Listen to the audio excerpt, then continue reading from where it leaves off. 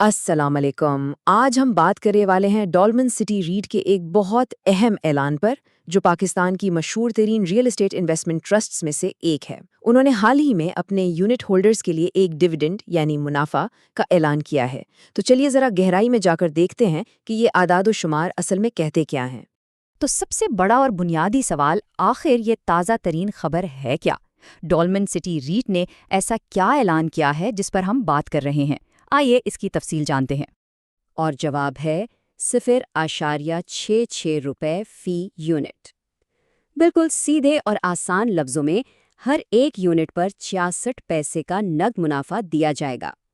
یہی وہ نمبر ہے جو اس پورے اعلان کا مرکز ہے۔ تو آئیے پہلے حصے سے شروع کرتے ہیں، یعنی یہ بڑا اعلان۔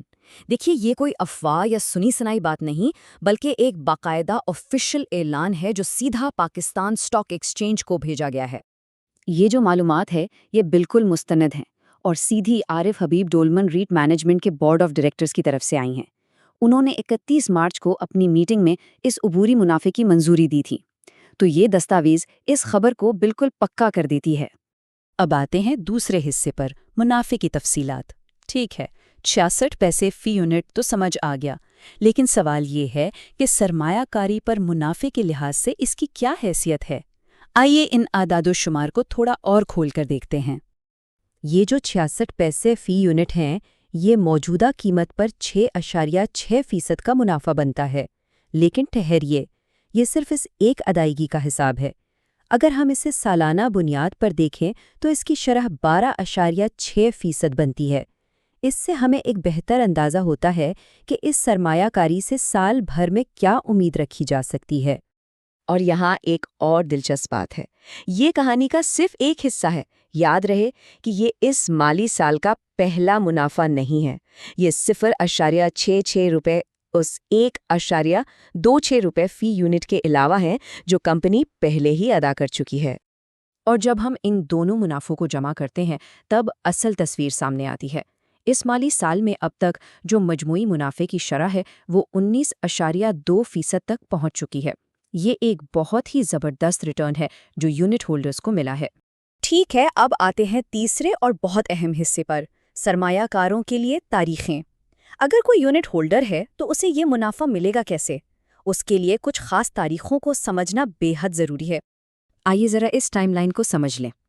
31 مارچ کو اعلان ہو گیا، لیکن سب سے اہم تاریخ ہے 9 اپریل، جسے کہتے ہیں انٹائٹلمنٹ ڈیٹ۔ یعنی اگر اس دن مارکیٹ بند ہونے پر کسی کے پاس یونٹس ہیں تو وہ منافع کا حقدار ہے۔ اس کے فوراً بعد 10 سے 12 اپریل تک بک کلوجر کا عمل ہوگا تاکہ اہل سرمایہ کاروں کی حتمی فہرست بنائی جا سکے۔ اچھا، تو یہ بک کلوزر ہے کیا چیز؟ بہت آسان ہے۔ سمجھ لیں کہ کمپنی کچھ دنوں کے لیے اپنے کھاتوں کو لاک یا فریز کر دیتی ہے۔ ایسا اس لیے کیا جاتا ہے تاکہ وہ آرام سے 9 اپریل کو موجود تمام یونٹ ہولڈرز کی ایک تصویر لے سکیں اور فیصلہ کر سکیں کہ منافع کس کس کو بھیجنا ہے۔ ان دنوں میں یونٹس خریدے یا بیچے تو جا سکتے ہیں، لیکن سرکاری طور پر ملکیت اس وقت تک منتقل نہیں ہوگی جب تک یہ عمل مکمل نہ ہو جائے۔ اور اب چوتھا اور آخری حصہ، اس اعلان کا مطلب۔ ہم نے نمبرز دیکھ لیے، تاریخیں بھی سمجھ لیں، لیکن ان سب کا اصل مطلب کیا ہے؟ یہ اعلان یونٹ ہولڈرز کے لیے آخر اتنا اہم کیوں ہے؟ تو یونٹ ہولڈرز کے لیے اس کے کیا معنی ہیں؟ سب سے پہلی اور سیدھی بات تو یہ ہے کہ یہ ایک براہ راست نقد ادائیگی ہے جو ان کے اکاؤنٹ میں آئے گی۔